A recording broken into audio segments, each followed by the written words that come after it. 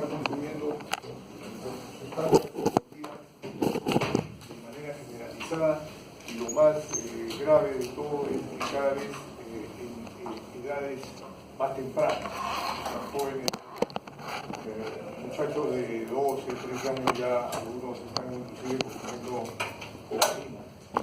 Entonces realmente es un problema de salud pública, este problema de las drogas. Se habla de grupos de alto riesgo como son los jóvenes o inclusive niños, ¿no? Niños que se hablan. Ustedes se acuerdan cuando hemos hablado con sus profesores del tema de trastorno de personalidad. Hay lo que se llama las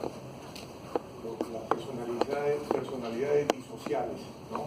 Psicopáticas, pero que ya se van formando desde muy jóvenes, desde muy tiernos, digamos. Entonces son niños que ya tienen conductas desviadas. Entonces desde ahí ya se puede ver que hay niños que están en riesgo, digamos, ¿no?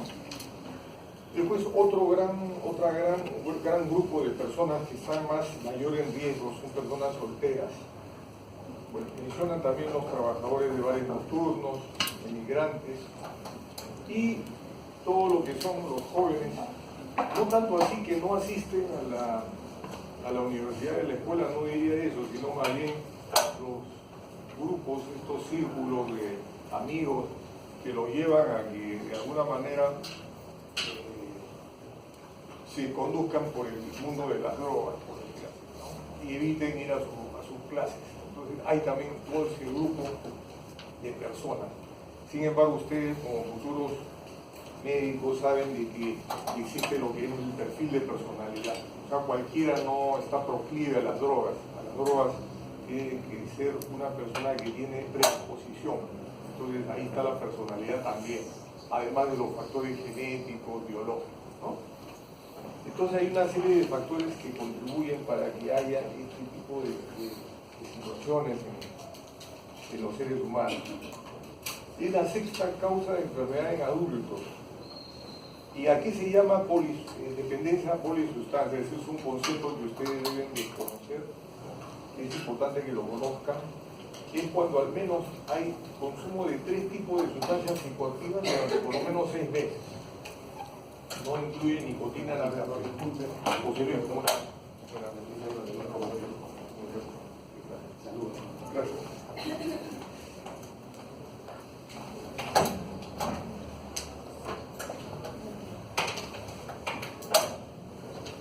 ¿Por qué les digo esto de la polisustancia? Porque una persona muchas veces que está en consumo de cocaína, como le estimula tanto y lo pone inclusive muy ansioso, hasta paranoide, puede llegar a consumir tranquilizantes, sedantes, como son los benzodiazepínicos, otras veces puede consumir alcohol, ¿no?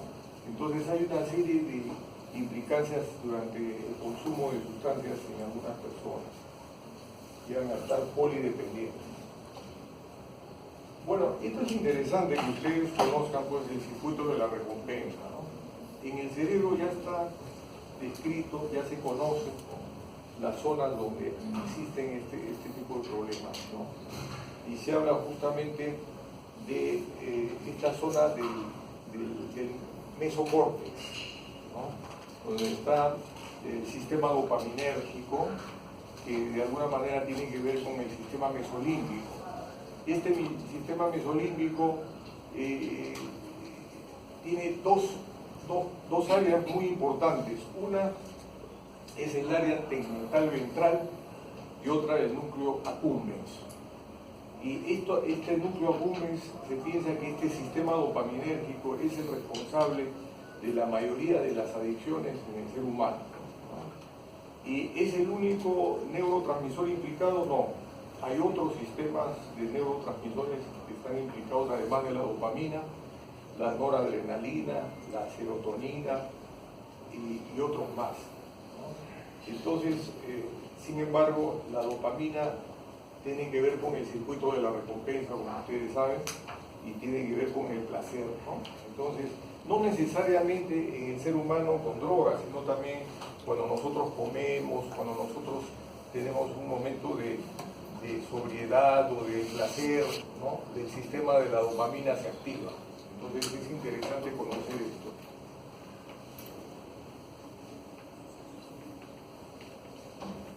Entonces, la neurobiología de la adicción tiene que ver, como les dije, los sistemas endógenos de recompensa, ¿no?, que están en esa zona que les he manifestado en el mesencéfalo y que de alguna manera tienen que ver con el sistema dopaminérgico. Acá lo menciono en esta diapositiva como integrado particularmente por las vías dopaminérgicas del sistema mesolímbico, el área tegmental ventral del mesencéfalo y sus cuerpos neuronales, el núcleo accumbens y la corteza prefrontal. O sea, hay todo un circuito, ¿no?, desde el área tegmental ventral, el núcleo accumbens y la zona prefrontal, ¿no?, el área prefrontal. Entonces, ese circuito, ese sistema es el implicado en el tema de la adicción a sustancias.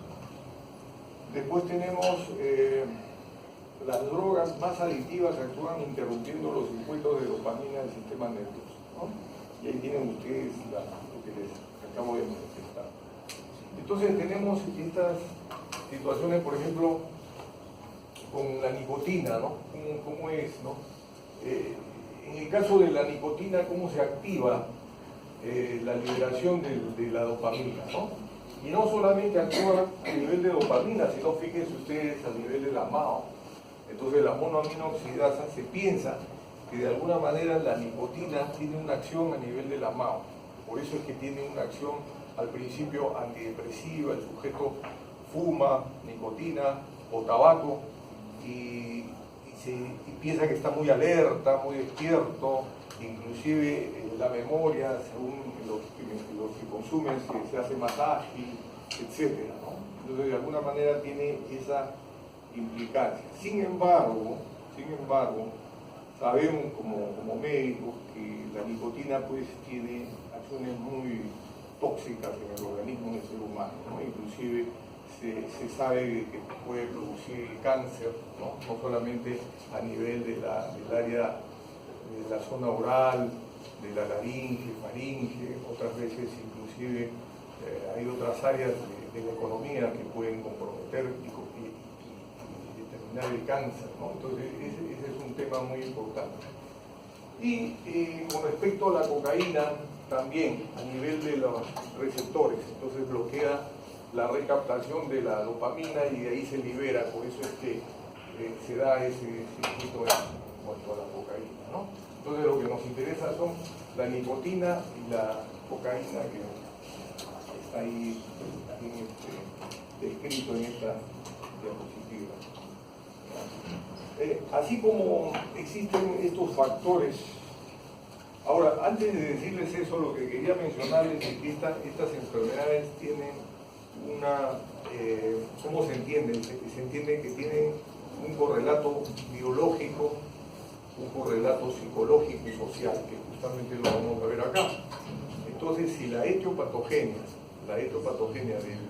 de las adicciones tiene esta implicancia para evaluar la predisposición genética, o sea, biológica de un sujeto, el perfil de personalidad, porque cualquier personalidad no está más proclive al consumo, y los factores sociales, entonces podemos determinar que se trata pues de una enfermedad médica, ¿no?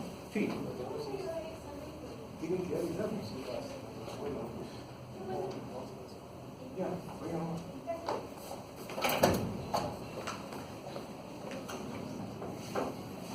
Entonces, esto quería enseñarles esta diapositiva, que es importante que ustedes la capten, por favor.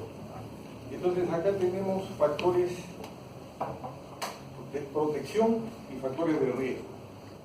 Eso lo vamos a ver mucho en situaciones sociales, se van a dar cuenta ustedes. Miren, por ejemplo, los factores de riesgo, en ambientales hay lugares donde hay más disponibilidad de drogas, ¿no? Entonces, de alguna manera, el joven está más proclive cuando el círculo pues lo promueve, ¿no? Otro que mencionan los investigadores es la pobreza. Las personas que están en esa condición son más proclives también. El cambio social también. ¿Qué será? A ver, como psicólogos, que también nosotros somos, serán factores de la autoestima en el sujeto, qué cosas podrá estar, pero es un yo débil. Estamos hablando de un yo débil que no está pues preparado para las situaciones de las contingencias sociales, ¿no? La presión social y todas esas cosas, ¿no? Después, la cultura de los compañeros. Ocupación, como hemos visto hace un momento en la otra diapositiva, qué personas son más proclives a estar pues en consumo, ¿no? De repente la ocupación tenga que ver. Fíjense, sin ir tan lejos, en los médicos, dice, los anestesiólogos mencionan los libros, ¿no? De que están más proclives a hacer dependencia a alguna sustancia, ¿no? Están más cerca pues a los anestésicos, una serie de sustancias, ¿no? Entonces hay factores que de alguna manera tienen que ver con la ocupación del sujeto. Después tenemos normas y actitudes culturales y las políticas sobre drogas y alcohol. Esos son los factores de riesgo ambiental. En cuanto a individuales, también factores de riesgo, fíjense ustedes, está la predisposición genética, ¿no? Entonces podríamos decir, un padre que ha sido alcohólico o un padre que ha tenido drogadicción, el hijo está más propenso a que también lo sea, ¿no? Otro factor, los malos tratos en la infancia, ¿no? Los malos tratos. Entonces estamos hablando ya de personalidad, ¿no? Eso también de alguna manera puede favorecer. Trastornos de la personalidad. ¿A qué me refiero? ¿Qué tipo de trastorno? De repente carencia de una imagen paterna o, por el contrario, maltratos en la infancia,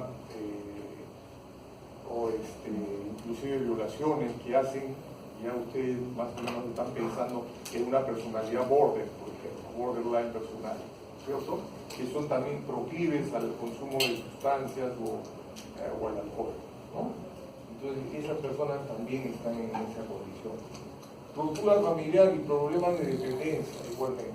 Bajo rendimiento escolar, privación social, depresión y comportamiento suicida. Entonces todo ello tiene que ver con los factores de riesgo. ¿Cómo protegemos al individuo? Justamente es todo lo contrario, fíjense, en los ambientales. La situación económica favorece.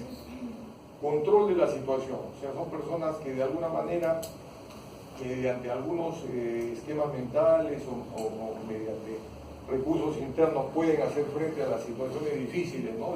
Puede ser de estrés o de presión social. Apoyo social, integración social, acontecimientos vitales positivos. Todo ello, o sea, estamos hablando ya de familia, ¿no?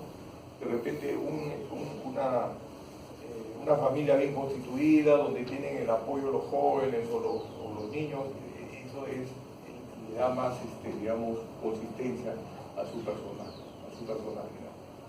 Individuales, fíjense, en individuales, ¿qué factores protectores podrían estar implicados? Buena capacidad de afrontar los problemas. Entonces ahí tiene que ver con el estado mental, ¿no es cierto? El estado cognitivo de la persona. O también desde el punto de vista anímico, ¿no? Son personas que tienen esa capacidad ganadora, esa actitud, como se dice, ganadora. Autoeficacia, percepción del riesgo. Eso es importante. A mí me parece que la percepción del riesgo es algo muy importante en un ser humano, porque si no, nos va a patear el burro cuántas veces, ¿no? Si nosotros nos percatamos de que esto no conviene, pues no conviene. ¿Para qué vamos a ir por lo que está el riesgo? Entonces, evitar esa situación de riesgo, ¿no? El optimismo, las conductas relacionadas con la salud, la capacidad de resistencia a la presión social y el comportamiento general hacia la salud. Pues todo ello como factores de protección. ¿Tiene alguno de ustedes alguna pregunta o algún aporte al respecto que piensan que sea importante en eso de los factores protectores y de riesgo?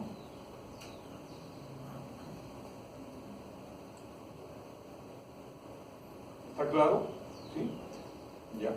Entonces, como les dije al inicio, son factores genéticos, que es lo biológico, lo psicológico, que tiene que ver con la personalidad, toda la estructura mental, los recursos internos para hacer frente a las situaciones de presión o de estrés, y los factores sociales que tienen que de alguna manera manejarse, tanto el sujeto antes de estar en consumo o el tratamiento que de alguna manera ayuda a que no hayan estos factores de riesgo, ¿no? Sí.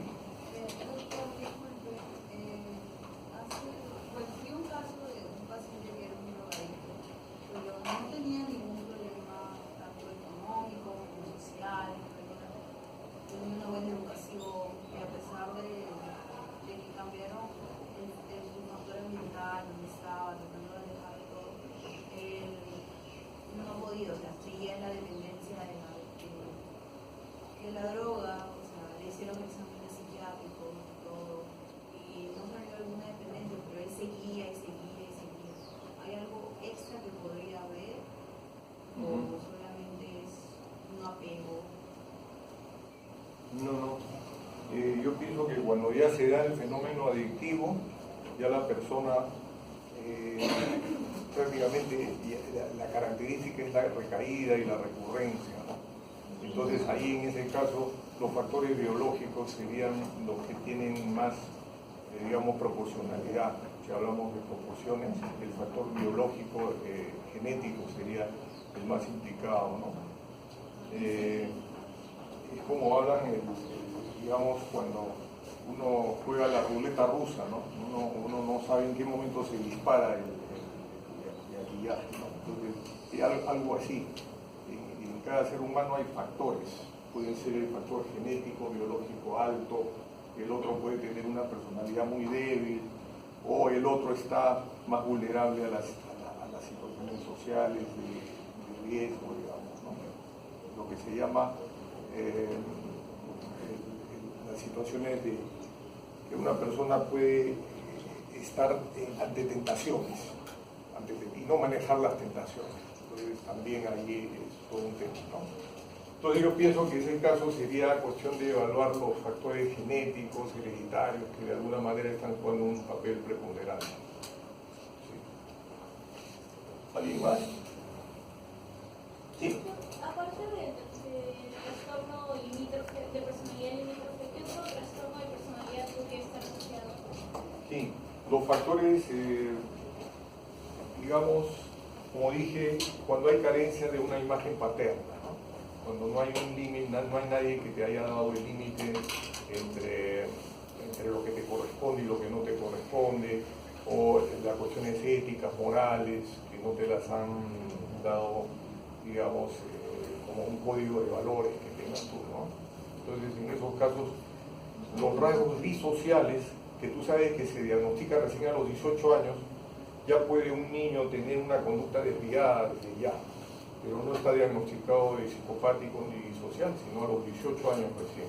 Pero ya te puede dar idea qué está pasando con este muchachito, por qué es que está su conducta ya desviada, ¿no? Entonces todo ello puede darnos una idea de ese sería otro. Y otra personalidad también que puede caer en este tipo de problemas, hablaban antes los investigadores, eran las personalidades dependientes. Sin embargo, hoy en día se sabe que cualquier tipo de personalidad está proclive a caer en el vicio de las drogas, no necesariamente los dependientes. Entonces, eso ya está aclarado hoy en día. Sí. Entonces, sí. Ahora, en cuanto a criterios en general de intoxicación de sustancias, ¿no? Acá lo que se tiene que ver es primeramente la presencia, como pongo ahí, de síntomas, ¿no? Entonces acá lo que se tiene que ver es el cuadro de intoxicación que hay en el paciente, ¿no? Cambios conductuales, cambios psicológicos que se dan en el paciente, porque justamente cuando están implicados en un tóxico, una sustancia psicoactiva, ¿no? Entonces, por ejemplo, la marihuana, ¿cómo intoxica al sujeto? ¿Qué situaciones de intoxicación hay? Eso lo vamos a ver. En la nicotina, no tanto. La nicotina no produce mucha intoxicación, los sujetos la toleran bien, el sujeto que fuma no le produce intoxicación, como sí con la marihuana, que pueden haber, digamos, malos vuelos, como dicen, o alteraciones conductuales, con paranoia, con alteraciones de mucha ansiedad y todo esto, ¿no? Entonces, en general, hay una diversidad de cuadros clínicos en cuanto a si es consumo de marihuana, consumo de cocaína o anfetaminas, que ambos son estimulantes del sistema nervioso central. Después, en cuanto a criterios diagnósticos de abstinencia, justamente como su nombre lo dice, cuando el sujeto que ha venido consumiendo una droga, una sustancia, suprime, ¿no? Durante más de 24 horas, 48 horas, va a sentir sensaciones desagradables en su cuerpo, ¿no? Como se llama la abstinencia, síndrome de abstinencia, y que le va a dar pues una sensación de displacer, de inquietud más bien, de malestar. Entonces todo ello es importante a tener en cuenta cuando nosotros caracterizamos a una sustancia si tiene síndrome de abstinencia o no. Antes se hablaba que la marihuana no tenía síndrome de abstinencia, hoy en día se conoce que también hay síndrome de abstinencia por la búsqueda de la sustancia, o sea, es un consumo recurrente y hasta podríamos decir compulsivo del sujeto cuando llega a estar en síndrome de abstinencia. Ahora, cuando vamos al abuso de sustancias, ya estamos hablando de una situación que implica el funcionamiento de la persona. Estamos hablando, cuando hay abuso, ya la persona puede llegar a tener una disfunción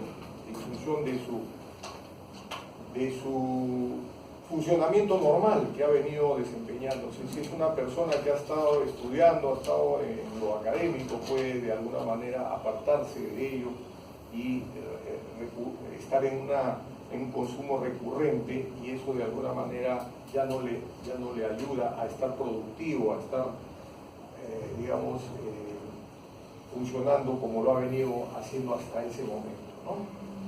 Entonces hay lo que se llama digamos, el sujeto se dispersa totalmente.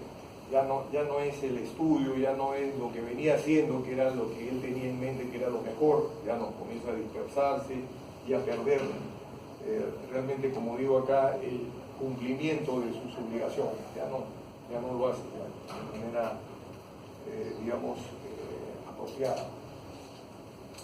Y el consumo recurrente de la sustancia, fíjense, inclusive en situaciones de riesgo. O sea, yo sé que consumir una sustancia me va a traer consecuencias si yo, por ejemplo, manejo un automóvil o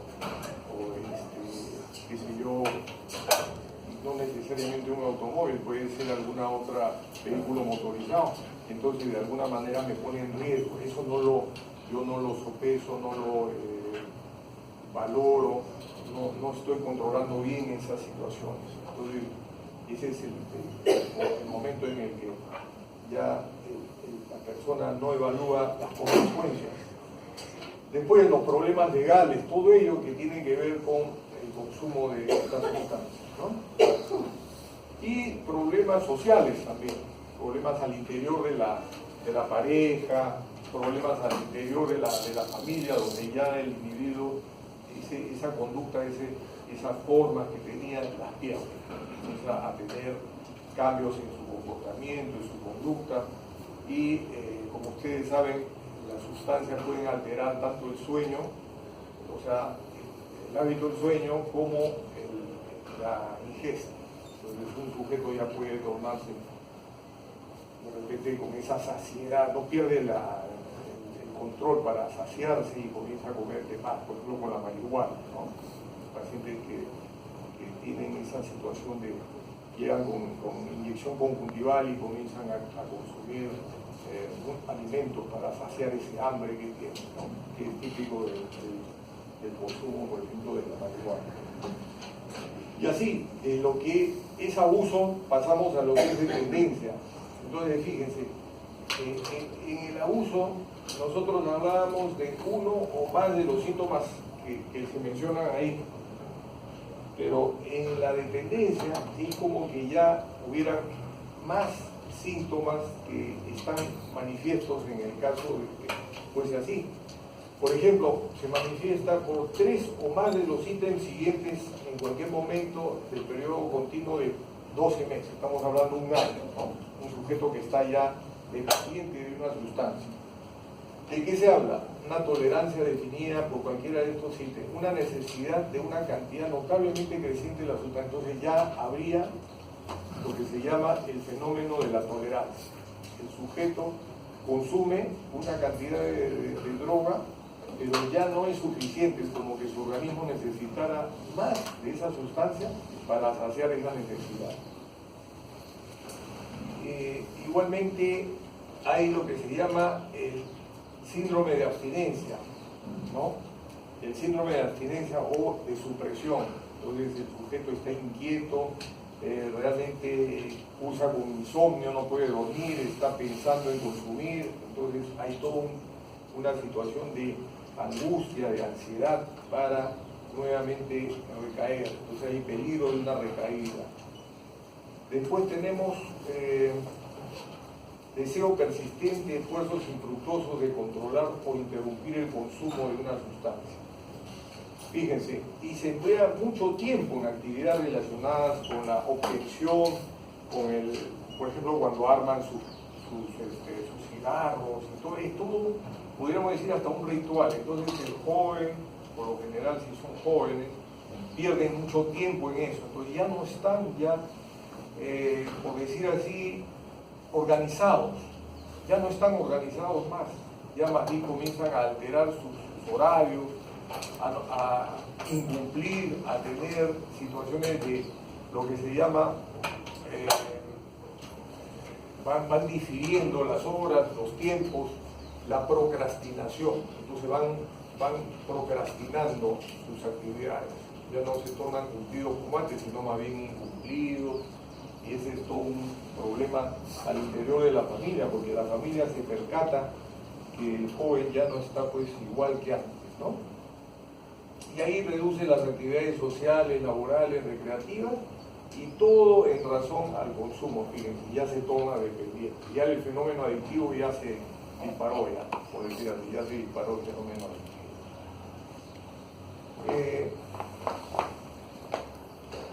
Eso sería en cuanto a la dependencia. Ahora, en general, quiero darles unos puntillazos en cuanto a guías para el tratamiento en general, para que ustedes me escuchen, ¿no? En general, digamos, hay que primero hacer la valoración del caso, ¿no? Ustedes saben que como es una enfermedad médica, hay que evaluarlo desde el punto de vista médico. Si ha estado consumiendo tabaco, ha estado consumiendo marihuana o cocaína, hay que evaluarlo y hospitalizarlo muchas veces para ver cómo están sus órganos, sus sistemas. Entonces, se tiene que hacer una historia de consumo, una historia. ¿Cuándo empieza a consumir el sujeto, las vías de administración, etcétera? El patrón, ¿cuál era el patrón de consumo? Si nosotros sabemos de que una sustancia psicoactiva va a afectar el psiquismo de una persona, si esta persona, por ejemplo, consume durante toda la madrugada, lógicamente le va a alterar su ritmo vigilia-sueño, ¿no es cierto? Entonces hay sujetos que comienzan el consumo muy temprano en la mañana y siguen consumiendo durante toda la noche hasta el día siguiente. Esos patrones de consumo también llevan pues a una alteración de su psiquismo, de su estado anímico, ¿no? Después, extensión del sistema de apoyo potencial. Estamos hablando de familiares, amigos, grupos, instituciones. Antecedentes terapéuticos, tiempo, duración. Estamos hablando de una persona que ya tiene antecedentes previos de consumo. Aspectos personales. El efecto del consumo de fármacos sobre la vida del paciente. Problemas económicos y cambios del aspecto físico. La enfermedad física que podría exacerbar el problema. Entonces, estamos evaluando todo en conjunto. Como les digo, no solamente la parte psicológica, psiquiátrica, sino desde el punto de vista médico también. Todos los cambios que puedan estarse dando en la persona. Tratamiento inicial de la crisis. En este caso tiene que hacerlo un profesional que conozca estos casos. Entonces el indicado es un psiquiatra que conoce el problema del consumo de sustancias. El tratamiento debe ser integral y hay que dar educación al paciente, tanto al paciente como a la familia. Estrategias de vigilancia. Después de la intervención en crisis hay que explorar si hay algún problema físico, como les dije, trastorno mental orgánico o alteraciones psicopatológicas subyacentes. Entonces fíjense, se trata de ver qué tanto el consumo, por ejemplo en alcohol es igual. En alcohol tenemos que ver si el consumo ha sido de muchos años, qué tipo de alcohol, ¿no? Cómo lo hacía, si había palincestos, si no había palincestos, etc. Igual es con las drogas, entonces tenemos que ver cómo ha sido la historia para que nosotros podamos darnos cuenta cómo está esa función psíquica, esa función mental, ¿no? Entonces eso nos va a dar una idea de las alteraciones. Después las alteraciones psicopatológicas subyacentes, es importante conocer cómo es la persona, digamos, el perfil de personalidad. En la mayor parte de los casos, el consumo de sustancias debe considerarse como proceso patológico primario. Eso quiere decir que muchos de estos pacientes tienen diagnósticos duales, pero si se trata de un paciente que ha consumido solo sustancias, entonces hay que evaluarlo como tal, como una persona que consume sustancias, no necesariamente con diagnósticos duales, porque el diagnóstico dual tiene que ver con otro diagnóstico psiquiátrico. Por ejemplo, les voy a dar un ejemplo. Las personas que consumen marihuana muchas veces están en el perfil de personalidad impulsiva.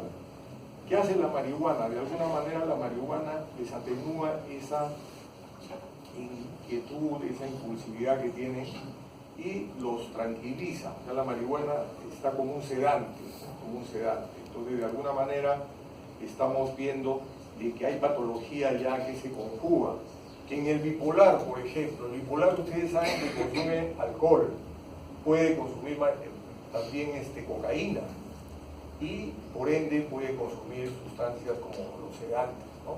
Entonces, en algunos trastornos de este tipo de drogas hay que evaluar si hay diagnósticos duales, si estamos hablando de una patología psiquiátrica también, como puede ser un cuadro de ansiedad generalizada.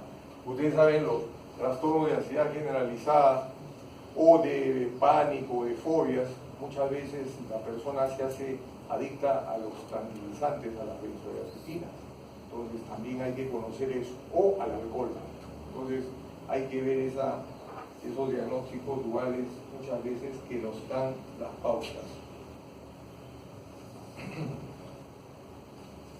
Después tenemos la problemática personal, familiar y social. Hay diferentes abordajes.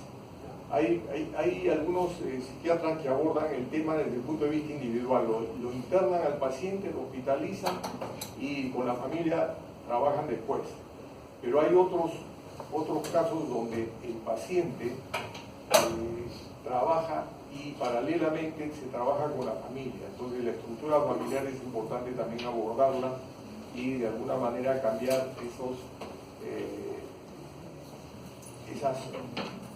estilos de vida, podríamos decir, que hay al interior de la familia, ¿no? ¿Por qué? Porque el chico cuando sale y va a la familia nuevamente recae. ¿Por qué? Porque la familia no está, pues, no se hacen las modificaciones del caso para poder, digamos, evitar una recaída. Estamos hablando de padres que se alcoholizan, padres que consumen, y el chico, por ejemplo, está en marihuana. Si el chico vuelve después de haber estado en tratamiento a un sistema de familia así, entonces lógicamente va a recaer. Entonces, muchos de estos tratamientos necesariamente se tienen que hacer también con la familia, aunque la familia muchas veces se niega a que a ellos no le toquen su consumo de whiskies o de cervezas, etcétera, que hace el padre. También hay que trabajar con él y hay que comprometerlo en el tratamiento. Es importante, porque de lo contrario va a recaer el joven. Entonces, la desintoxicación es el primer momento del tratamiento. Fíjense, se consigue que el paciente cese de consumir el tóxico del que es dependiente. La duración más o menos es de 7 a 14 días. ¿Qué se les pasa? Se les pasa vía endovenosa, puede ponérsele vitamina C, vitamina B, complejo B, las vitaminas B, puede ponerse piridoxina, se pone tiamina, todos los digamos, componentes vitamínicos en un frasco de dextrosa. Entonces se tiene que hacer la desintoxicación del paciente y tratar el problema de la ansiedad, del insomnio que muchas veces se va a presentar. Esto no soluciona el síndrome de abstinencia tardío ni una recaída. Fíjense cómo es lo difícil de estos casos. No vayan a pensar que es tan fácil. Muchas veces es difícil el tema, porque la recaída es la característica sine qua non en estos casos de adicciones, la recaída. Pasamos a una siguiente, digamos, etapa que se llama la deshabituación. Esta deshabituación se hace mediante el aprendizaje de estrategias terapéuticas. Ahí se tiene que reunir en grupo al paciente que tiene consumo o que está en consumo y mediante técnicas de psicoterapia cognitivo-conductual se tiene que tratar a estos casos, ¿no? Después tenemos la corriente terapéutica que ha dado más resultados, es la que propone distinguir la conducta patológica. Estamos hablando de conducta, ¿no? Y un control sistemático de la respuesta del organismo ante los estímulos externos condicionados por el uso del tóxico. Entonces ahí fíjense cómo se tiene que actuar de una manera, como les digo, estudiando la parte cognitiva del sujeto, ¿no? Porque hay los pensamientos automáticos muchas veces. Estos pensamientos automáticos llevan al paciente al consumo, ¿no? De pronto recuerdan algo que les trae colación al consumo, entonces ellos están recordando algo y automáticamente viene el deseo de consumo. Entonces, acá. O situaciones sociales con las que ellos se ven implicados nuevamente los hace consumir. Y sus estados emocionales también, el hecho de sentirse muy alegres o también todo lo contrario, muy molestos, con bastante ira, también los lleva al consumo. Entonces hay que manejar realmente todos estos componentes de una manera muy profesional con estos pacientes, ¿no? Desde ya les digo que la hospitalización es larga, o sea, estos pacientes van a permanecer hospitalizados un buen tiempo. Entonces pasamos a la deshabituación y de ahí ya entramos a otra etapa que se llama la reinserción. El proceso de deshabituación debe solaparse con la progresiva integración del individuo en el medio familiar y social, de manera progresiva. Es como se les da un permiso para que ellos vayan, salgan y tengan nuevamente un encuentro con sus familiares, ¿no? Entonces se va poco a poco, se les va invitando para que ellos nuevamente se reinserten a sus escenarios sociales, familiares, ¿no? Entonces, esa es la parte de la reinserción. Ahí viene la rehabilitación. Se designa todo el proceso tendiente a conseguir que un individuo abandone el consumo de un tóxico y pueda reintegrarse a una vida personal, social plena y satisfactoria. No es fácil todo lo que les digo, es todo un proceso. Sin embargo, la motivación tiene que surgir en el individuo. Si no hay motivación, va a ser lo mismo que nada. Nosotros nos vamos a dar cuenta cuando una persona está realmente comprometida a superar este problema del consumo de drogas. Ahí está lo que les mencioné, la patología dual. Ya les he mencionado cómo es que hay que hacer. En el caso de, si es así, en el caso de doble diagnóstico, la adicción debe ser el foco primario de tratamiento. Entonces ustedes ya se dan cuenta, si un paciente tiene doble diagnóstico o diagnóstico dual, lo fundamental es el tratamiento de la adicción. Es importantísimo. ¿Por qué? Porque eso lo va a llevar a una descompensación de su estado mental. O sea, si es un bipolar está consumiendo licor, ¿no?, lo va a llevar a que se deprima o lo va a llevar a que se altere su estado de ánimo y pueda de repente utilizar cocaína y elevar su estado de ánimo y pasar de una depresión a una manía. Entonces, eso es lo que hay que manejar, el tema de la adicción, que es fundamental. Igual en un paciente con ansiedad que está consumiendo mucha tranquilizantes, también, igualmente, si nosotros no corregimos eso, no vamos a ayudarlo porque el paciente va a recaer nuevamente, y ustedes saben que con las benzodiazepínicas o los benzodiazepínicos hay lo que se llama el síndrome de abstinencia también, y puede psicosear a la persona. ¿Qué quiere decir? Que puede alterar sus percepciones, producir psicosis, etc. O sea, es delicado. Entonces hay que pasarlo a otros fármacos que no lo perjudiquen al paciente, igualmente cuando esté en consumo de estas sustancias como es la marihuana, ¿no? ¿Hasta ahí tienen alguna pregunta?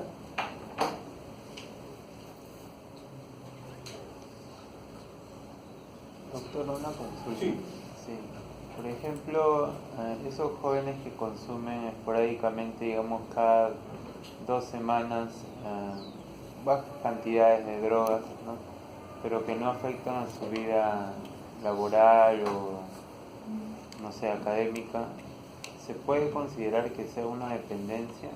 ¿O existen personas que pueden llevar una vida normal consumiendo ese tipo de drogas? Es muy buena pregunta. En realidad, cuando una persona se hace dependiente de una sustancia, la característica es que el sujeto se torna disfuncional. Una persona que ha estado aparentemente aplicada en sus estudios académicos o en el medio laboral va a abandonar eso para dedicarse solamente a consumir. Entonces eso es lo que tienes que tú evaluar. Si es un paciente o una persona que ya se va alejando ya de sus funciones habituales, ya este paciente poco a poco va haciéndose dependiente de la sustancia, ¿no? Pero la pregunta que me haces es si puede haber un paciente o una persona que puede consumir drogas y estar funcional. Esa es una muy buena pregunta. Depende la cantidad de la droga y depende la calidad también de la sustancia. Si por ejemplo hablamos de marihuana, es una marihuana que de alta, o sea, hay marihuanas que tienen un poder adictivo muy alto. Si es una marihuana así, este sujeto pues va a traer alteraciones cognitivas, va a traer alteraciones inclusive en sus funciones gonadales y una serie de el síndrome amotivacional, que es importantísimo también. Entonces todo ello hay que evaluar. Si es un paciente que ya va deteriorando sus funciones, ya tenemos que catalogarlo como dependiente, ¿ya? Sí. Y ya cambia pues el caso, ¿no? Pero sí es interesante lo que dices, porque se conocen casos de personas que aparentemente están funcionando en lo social, en lo laboral, y consumen de vez en cuando sustancias, pero no llegan a estar disfuncionales. Sin embargo, como digo, puede que eso esté muy pendiente a las recaídas, que hay un momento en que el sujeto se deprime por algo emotivo, por ejemplo, se divorcia o termina una relación de pareja o pierde un trabajo, puede estar más proclive al consumo de sustancias. Entonces ahí se ve también qué tanto está pegado a la sustancia